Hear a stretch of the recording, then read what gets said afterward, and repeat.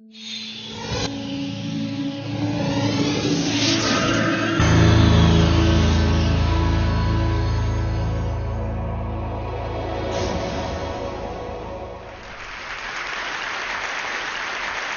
a lot of exciting things happening in the design world and at IDEO this past year, and I'm pleased to get a chance to share some of those with you. I didn't attend the first TED back in 1984, but I've been to a lot of them since that time.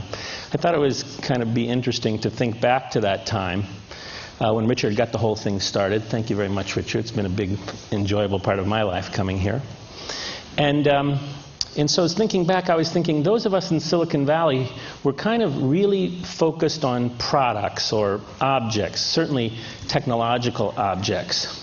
And so it was great fun in those days, and some of those of you who are in the audience were my clients. And we'd come in with some prototype underneath a black cloth, and we'd put it on the conference table, and we'd pull off the black cloth, and everybody would ooh and ah.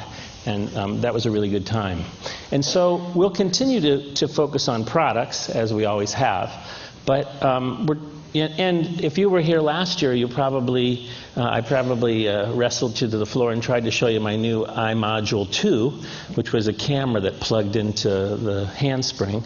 And I took a lot of pictures last year. Very few people knew what I was up to, but I took a lot of pictures. And this year, maybe you could show the slides. And this year we're carrying this Trio, which we had a lot to do with and helped Handspring design it. And also, although we designed it a few years ago, it's just become ubiquitous in the last year or so, this heart-stream defibrillator, which is saving lives. Maybe you've seen them in the airports. They seem to be everywhere now. Lots of lives are being saved by those. And we're just about to announce the Zinio reader product that I believe will make magazines even more enjoyable to read. So we really will continue to focus on products, but something's happened in the last 18 years since Richard started TED, and that's that people like us, I know people in other places have caught on to this for a long time, but for us, we've really just started to we've kind of like climbed Maslow's hierarchy a little bit, and so we're now focused more and more on kind of human-centered design, human-centeredness in an approach to design. And that really involves designing like behaviors and personality into products. And I think you're starting to see that, and it's making our job even more enjoyable. Interestingly enough, we used to primarily build 3D models, like you've seen some today, and 3D renderings, and we'd go and we'd show those as communicating our ideas. But firms like ours are having to move to a point where we get those objects that we're designing and get them in motion, showing how they'll be used. And so in order to do that, we've been forming internal video production groups in order to make these kind of experience prototypes that show just what we mean about the kind of man-machine relationship. And it's a much better way to see. It's kind of like architects who show people in their houses as opposed to them being empty. So I thought that I would show you a few videos to kind of show off this new broader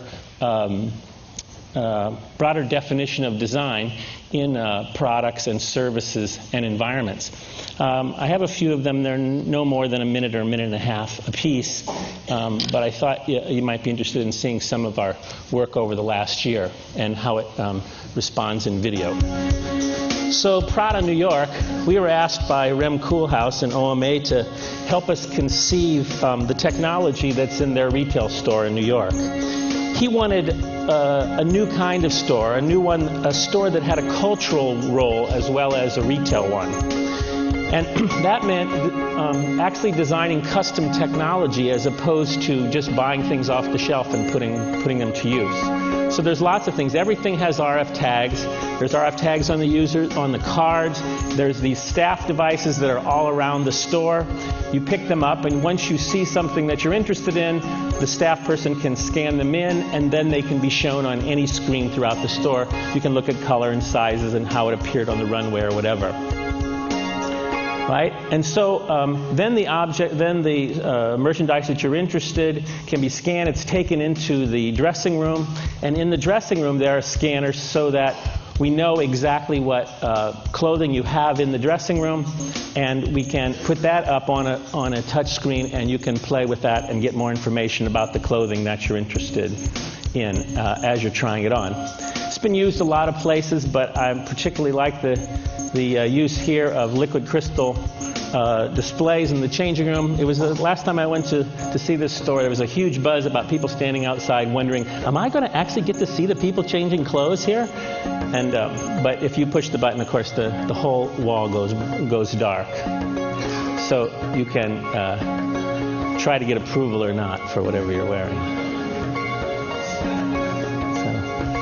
And then one of my favorite features of the technology is the magic mirror, where you put on the clothes, there's a big display in the mirror, and you can turn around, but there's a 3-second delay, so you can see what you look like from the back or all the way around as you do it.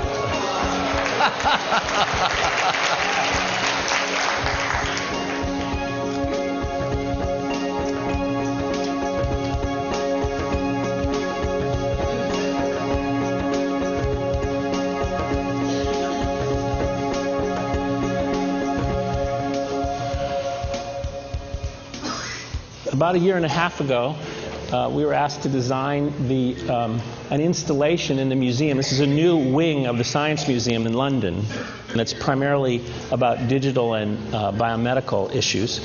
And a group at Itch, which is now part of IDEO, designed this interactive wall that's about 4 stories tall. I don't know if anybody's seen this. It's pretty spectacular in the room.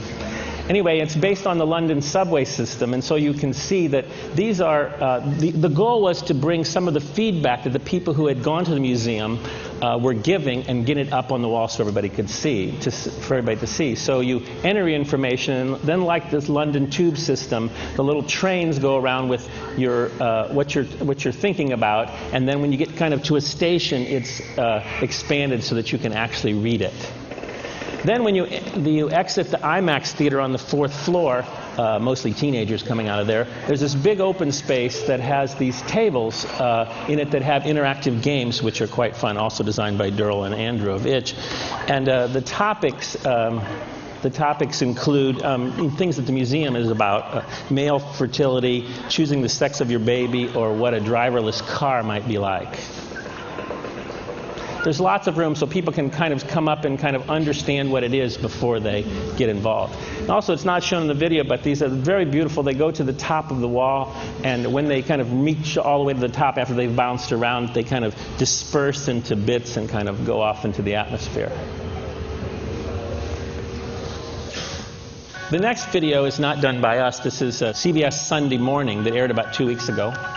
And Scott Adams ran into us and asked us if we wouldn't help to design the ultimate cubicle for Dilbert, which sounded like a fun thing, and so we couldn't pass it up. He's always been interested in kind of technology in the future. I realized that at some point I might be the world's expert on what's wrong with cubicles. So we thought, well, wouldn't it be fun to get together with some of the smartest design guys in the world and try to figure out if we could make the cubicle better. Though they work in a wide-open office space, spectacularly set under San Francisco's Oakland Bay Bridge, the team built their own little cubicles to fully experience the problems. Yeah. A one-way mirror. I can look at it, you can look at yourself. They took pictures. You feel so trapped, you know, and someone kind of leans over and you're sort of like held captive there for a minute. So far it's chaos, but a lot of people are doing stuff, so that's good. So we'll see what happens.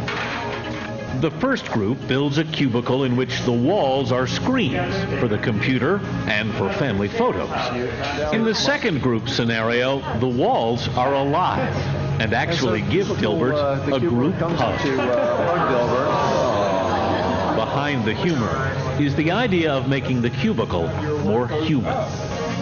So here's the final thing, complete with kind of orange lighting that follows the sun across, follows the tracks of the sun across the sky, so you feel that in your cubicle. And my favorite feature, which is a flower in a vase that wilts when you leave in disappointment, and then when you come back, it kind of comes up to greet you and happy to see you. It's like built right into the wall. You know, there's homey touches like a built-in fish tank in the walls or something to be aggressive with to release tension. Customizable for the boss of your choice. And of course, a hammock for your afternoon nap that For stretches Dilbert, across your says his cubicle. creator. Life would be sweet in a cubicle like this. This next project, we were asked to design a pavilion to celebrate the recycling of the water on the Millennium Dome in London. The dome has an incredible amount of water that washes off of it, as well as wastewater. So this building actually celebrates the water as it comes out of the recycling plant and goes into the reed bed so that it can be filtered for the final time.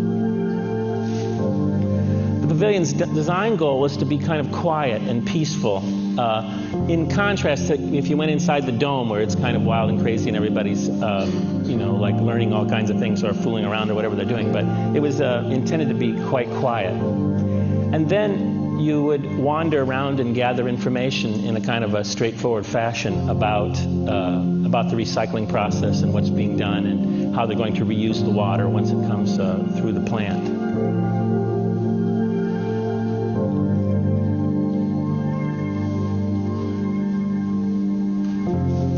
And then if you saw, I should have said, the panels actually rotate so you can get information on the front side, but as they rotate, you can see the actual recycling plant behind with all the machines as they actually process the water.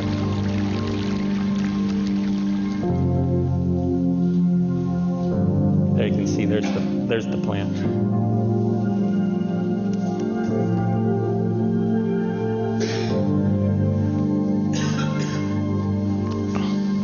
These are all very low-budget videos, like quick prototypes. So we're announcing a new product here tonight, which is the first time this has ever been shown in public. It's called Spyfish, and it's a company called H2I, started by Nigel Jagger in London. And it's a company that's trying to bring the experience. Many people have boats or enjoy being on boats, but a very small percentage of people actually have the capability or the interest in going under the water and actually seeing what's there and enjoying what scuba divers do. This product has two cameras. You throw it over the side of your boat, and you basically scuba dive without getting wet. For us, there's the object. For us, it was a kind of two projects. One, to design the interface so that the interface doesn't get in your way. You can have that kind of immersive experience of being underwater, of feeling like you're underwater, seeing what's going on. And the other one was to design the object and make sure that it was a consumer product and not a research tool. And so we spent a lot of time. This has been going on for about 7 or 8 years, this project, and just ready to start building them. The Spyfish is a revolutionary subaquatic video camera. It can dive to 500 feet to where sunlight does not penetrate and is equipped with powerful lights. It becomes your eyes and ears as you venture into the deep. The battery-powered Spyfish sends the live video feed through a slender cable. This slender cable was a huge technological advancement and allowed the whole thing to be the size that it is. The central box connects the whole system together. Maneuvering the Spyfish is simple with the wireless remote control. You watch the video with superimposed graphics that indicate your depth and compass heading. The fluid graphics and ambient sounds combine to help you completely lose yourself underwater.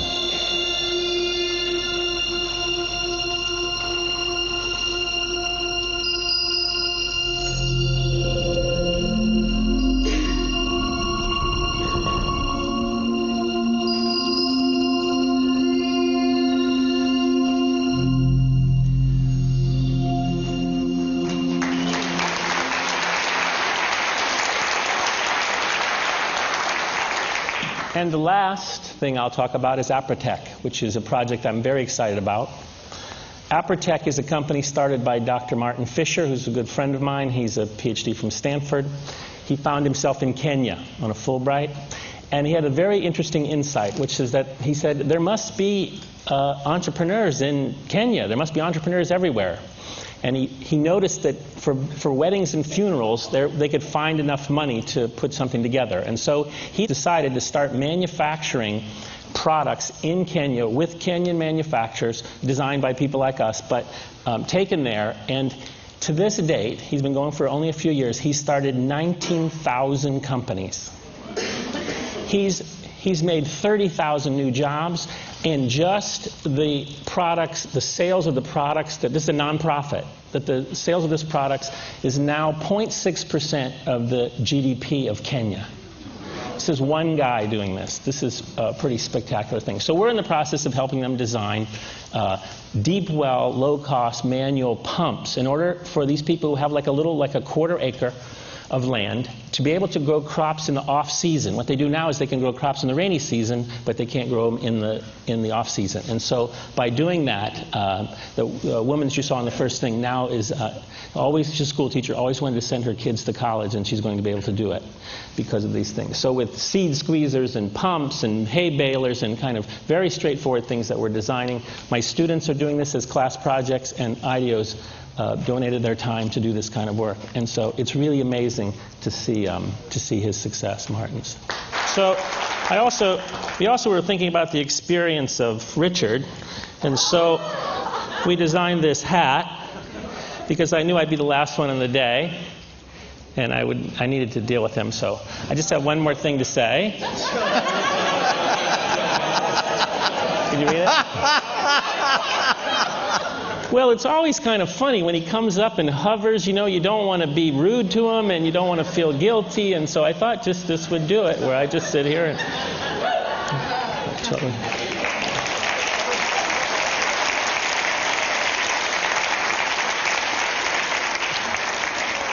So we saw a lot of interesting things being designed today in this session, and from all the different presenters, and in my own practice from Prada to Apritech. It's really exciting that we're taking a more human-centered approach to design, that we're including behaviors and personalities in the thing we do, and I think this is great.